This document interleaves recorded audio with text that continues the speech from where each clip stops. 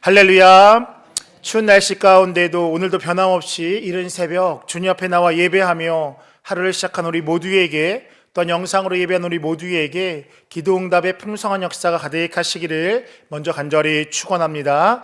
오늘은 출애굽기 11장 1절에서 10절의 말씀을 가지고 하나님의 사랑, 경고하심의 은혜, 하나님의 사랑, 경고하심의 은혜라는 제목으로 하나님의 말씀을 증거하도록 하겠습니다. 출애굽의 과정 가운데 10가지의 재앙의 그 패턴을 보면 모세와 아론이 바로왕 앞에 나와서 이스라엘을 내보내라라고 이야기하고 그에 따르지 않으면 재앙을 내리게 될 것이다 라고 그렇게 경고하게 됩니다. 그럼에도 바로왕은 불순종하게 되고 그 불순종으로 인하여서 하나님의 재앙이 애굽에 내려지게 됩니다. 물이 피로 변하는 재앙에서 시작해서 어제까지 살펴보았던 어둠의 재앙까지 그렇게 9가지의 재앙이 이루어지게 되었습니다. 그리고 이제 마지막 10번째의 재앙인 처음 난 것의 죽음 앞에 이르게 되었습니다. 오늘 본문은 그 마지막 재앙에 앞서서 11장 전체를 들어서 경고하심과 또 이스라엘 구별하심에 대한 내용을 다루고 있습니다. 오늘 본문 4절과 6절의 이야기입니다. 모세가 바로에게 이르되 여호와께서 이와 같이 말씀하시기를 밤중에 내가 애굽 가운데로 들어가리니 애굽 땅에 있는 모든 처음 난 것은 왕이 앉아 있는 바로의 장자로부터 맷돌 뒤에 있는 몸종의 장자와 모든 가축의 처음 난 것까지 죽으리니 애굽 온 땅에 전무후무한 큰 부르짖음이 있으리라 라고 말씀합니다. 분명한 것은 하나님은 모든 처음 난 것을 죽인다라는 그 죽음의 상황 가운데서도 자신의 백성을 지키시고 보호하신다는 이 말씀을 분명하게 하고 있습니다. 그리고 이 모든 것을 행한 이후에 비로소 이스라엘에게 출애굽을 이루실 것이다 라고 그렇게 말씀합니다. 이러한 이야기를 나눌 본문인 크게 세 부분으로 나누어 볼 수 있습니다. 먼저 1절에서 3절은 마지막 재앙에 앞서서 모세에게 말씀하신 하나님의 이야기를 다루고 있으며 4절에서 8절은 마지막 재앙을 바로에게 전하는 그 모세의 이야기를 다루고 있습니다. 또한 9절에서 10절은 마지막 재앙의 경고에 대해서 듣지 않는 그 바로에 대한 이야기를 다루고 있습니다. 그러면 이런 본문의 말씀을 통하여서 이 새벽 우리에게 주시는 그 말씀은 무엇인지 함께 나누고 기도의 제목을 삼고자 합니다. 첫 번째입니다. 경고하심의 목적은 죽음이 아니라 살림에 있습니다. 경고하심의 목적은 죽음이 아니라 살림에 있습니다. 하나님께서는 10가지의 재앙을 있어서 끊임없이 그들에게 경고하셨습니다. 그리고 마지막 처음 난 것의 죽음, 즉 장자의 죽음의 재앙 앞에서 또다시 경고하시고 있습니다. 근데 이번 경고는 11장 한 장을 차지할 만큼 심혈을 기울인 듯한 그러한 모습을 보이고 있습니다. 왜 그렇게 하셨을까 생각해 보면 물론 하나님이 하나님 되심을 보이시기 위함이었으며 하나님께서 그 모든 것들을 행하셨음을 보이시기 위함이었습니다. 더 나아가서 모든 것들이 하나님의 주권 아래에 이루어짐을 보이기 위하여서 하나님은 그렇게 그 심판 앞에서 그 재앙 앞에서 이와 같이 말씀하셨던 것입니다. 그러면서 또 다른 이유가 무엇일까 생각해 보면 어쩌면 하나님께서는 그와 같은 마지막 재앙이 일어나지 않기를 원하셨을 수도 있다라는 것입니다. 즉 마지막 그 일은 진짜 하고 싶지 않으나 그렇기 때문에 너희가 내 말에 순종해야 된다라는 것이 어쩌면 이 마지막 이 재앙 앞에서 경고에 담겨 있는 하나님의 마음이라는 것입니다. 왜냐하면 어제도 나눴지만 하나님은 이스라엘 백성뿐만 아니라 애굽의 백성들도 사랑하셨기 때문입니다. 우리가 어린 자녀들을 키우다 보면 숫자를 많이 세는 경우들이 종종 있습니다. 예를 들면 이런 것입니다. 밤늦게 아이들이 거실에서 뛰면 그 부모는 손을 들고 숫자를 셉니다. 하나, 둘, 셋. 무엇을 의미하느냐? 뛰는 것을 멈추라 라는 것입니다. 형과 동생이 싸웁니다. 그 부모는 손을 들고 숫자를 셉니다. 하나, 둘, 셋. 싸움을 멈추라 라는 것입니다.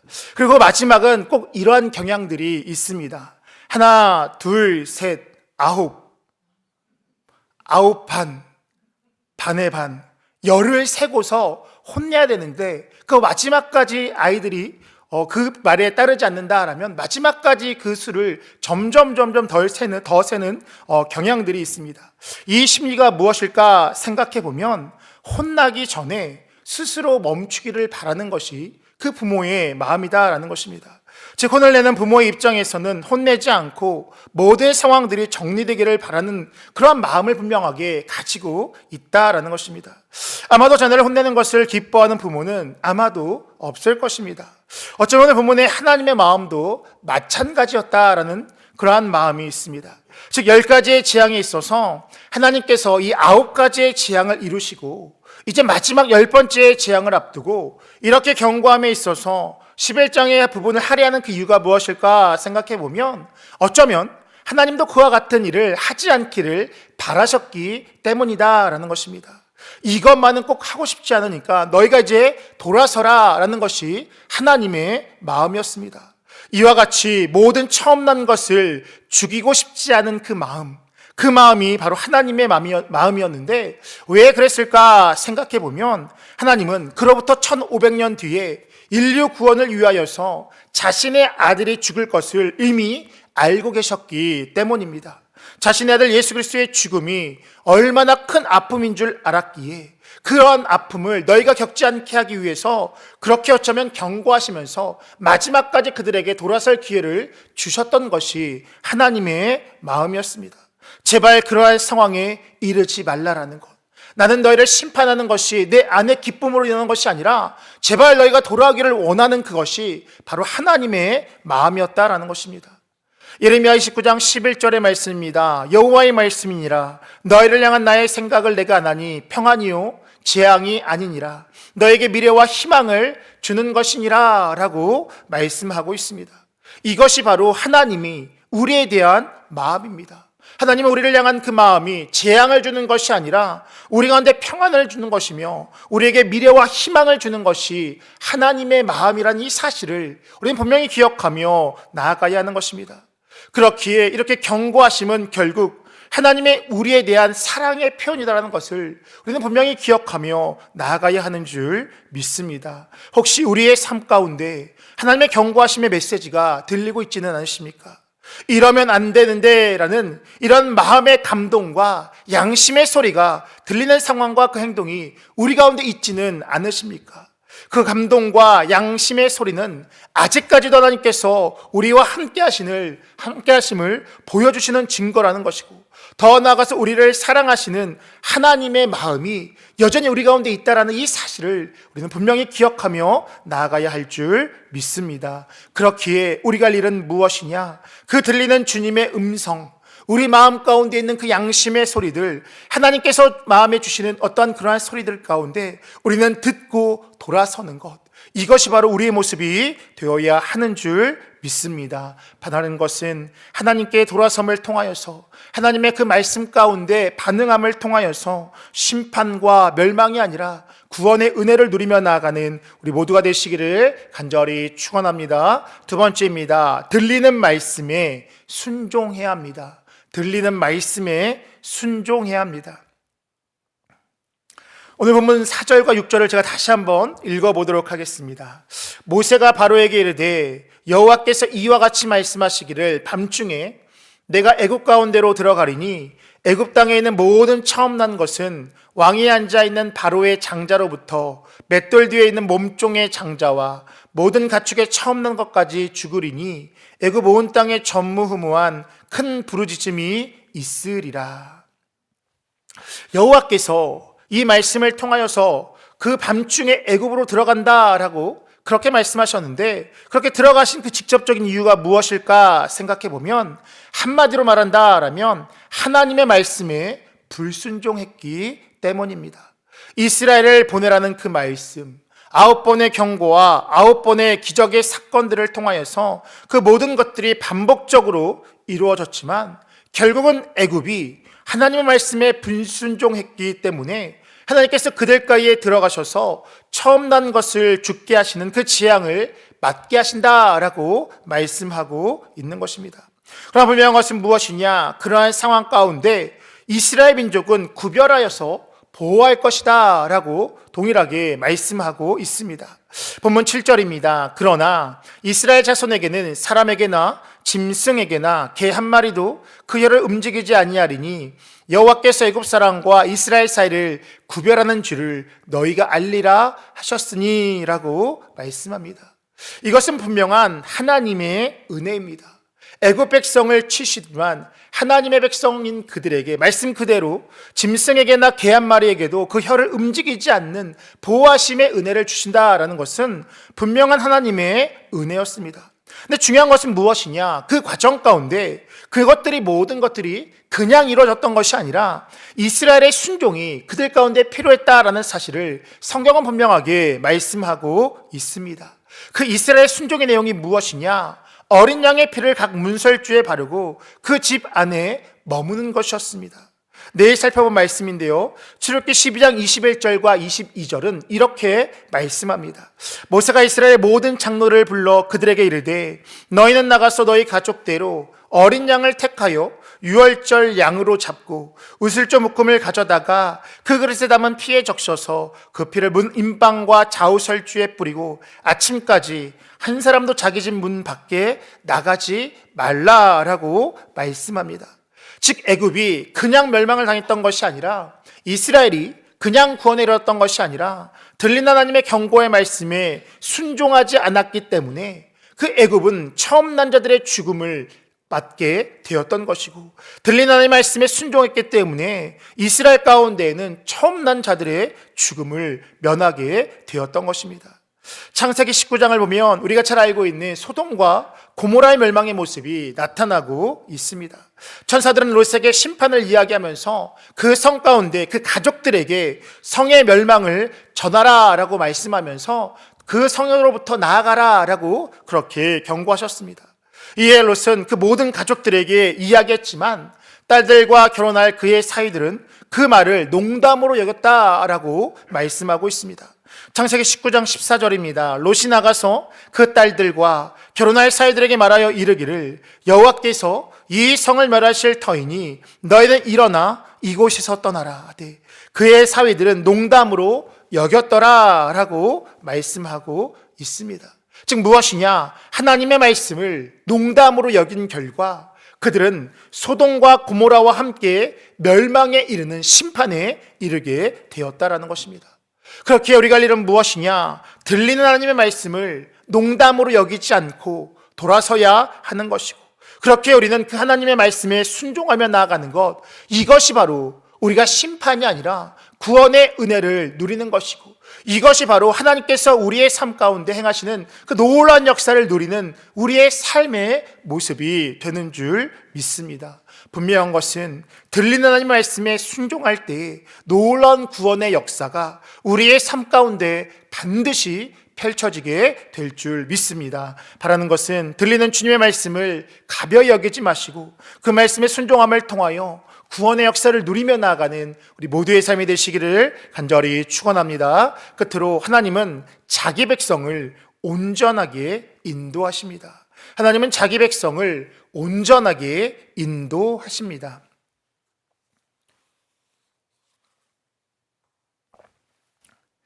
하나님의 10번째 재앙에 있어서도 자기의 백성을 보호할 것이다 라고 분명하게 말씀하셨습니다.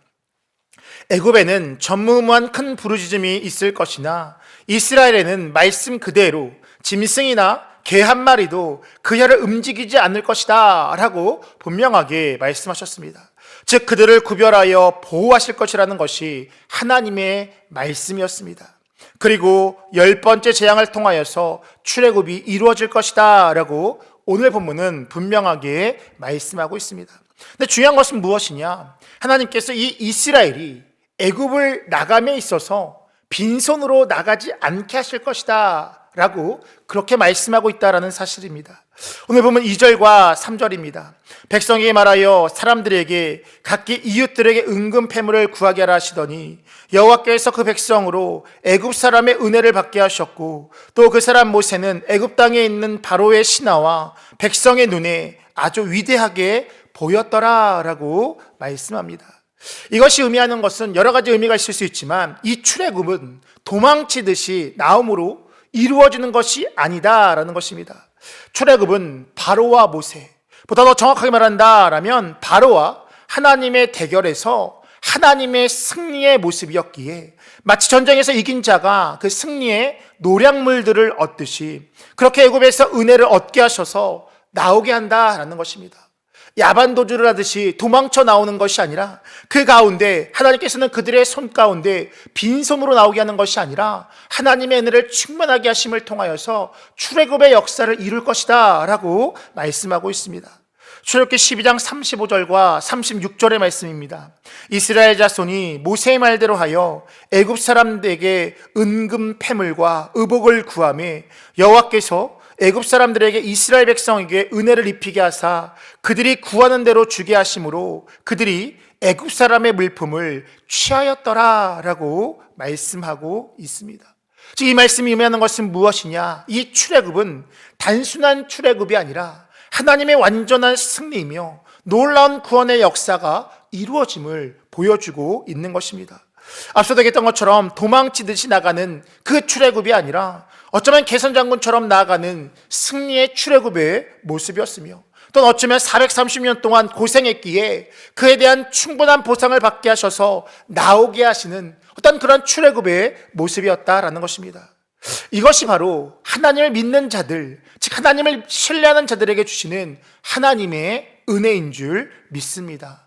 애굽의 백성으로 하여금 그 신하들로 하여금 바로의 왕들보다 아주 위대하게 보이게 하시는 그 은혜, 빈손으로 나오는 것이 아니라 채우시고 풍성케 하시는 은혜, 더 나아가서 출애굽을 통하여서 온전한 자유를 주시는 은혜, 이것이 바로 하나님을 믿는 자들에게 주시는 하나님의 은혜인 줄 믿습니다. 본동 1층 DID에 보면요, 중고등부 겨울 성경학교 포스터를 보게 됩니다. 밀레니엄 광장에게도 크게 이렇게 있는데요, 이번 중고등부 겨울 수련의 주제가 보면 어느 편인가라는 어떠한 그러한 주제입니다. 아마 나가면서 보시면 아실 텐데요, 아마도 정답은요, 하나님 편에 서는 것이다. 이것이 아마 이 겨울 성경학교에서 전하고자 하는 메시지가 아닐까라는 생각을 하게 됩니다.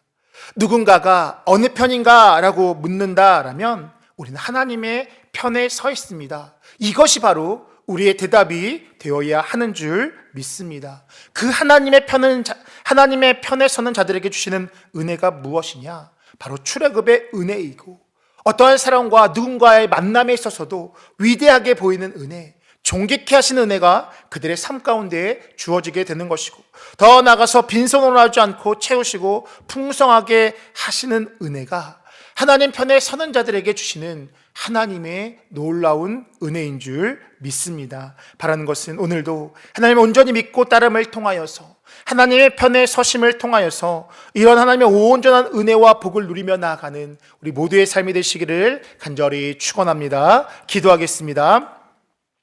자기의 백성을 책임지시되 끝까지 책임지시고 인도하시는 하나님, 오늘도 우리에게 생명을 주시고 건강을 허락하여 주셔서 주님 앞에 나와 예배하며 하루를 시작하게 하시니 참으로 감사를 드립니다. 오늘도 주님께서 허락하신 모든 시간 가운데 주님께서 베푸시는 풍성한 복을, 은혜와 복을 누리며 나아가는 우리 모두가 되어줄 수 있도록 인도하여 주시옵소서. 특별히 한파 가운데 어려움 당하지 않도록 인도하여 주시고, 하나님께서 베푸시는 풍성한 은혜와 복 가운데 오늘도 주어진 삶 가운데 넉넉히 승리하며 나아가는 한날의 삶 되어줄 수 있도록 인도하여 주시옵소서. 들리는 하나님의 말씀 앞에 겸손히 순종하는 우리가 되게 하여 주시고, 하나님 앞에 섬을 통하여서 하나님께서 놀랍게 채우시고 세우시고 인도하시는 그 풍성한 복을 누리며 나아가는 우리 모두가 되어줄 수 있도록 인도하여 주시옵소서. 이 새벽에도 주님 앞에 나올 때에 귀한 힘을 준비하고 주님 앞에 드린 자들이 있습니다. 그의 손길들을 기억하여 주시고 하늘의 신령한 복과 땅에 기름진 축복을 누리며 나아가게 해주시되, 빼곡히 적은 기도의 지목이 주님 안에서 손적히 이루어진 놀라운 역사를 누리며 나가는 믿음의 발걸음 되어질 수 있도록 인도하여 주시옵소서. 오늘 하루의 삶 가운데에서도 우리 모든 광림의 가족들의 가정과 직장과 삶의 터전을 지켜봐 주시며 주어진 삶 가운데 넉넉히 승리하는 하루의 삶 되게 하시되, 특별히 오늘부터 있을 장로 세미나 가운데도 함께 하셔서 모든 일정들 가운데 하나님의 선한 뜻이 온전히 이루어지는 모든 일정들 되어질 수 있도록 인도하여 주시옵소서. 감사드리며 예수님의 이름으로 기도하옵나이다. 아멘. 우리 함께 기도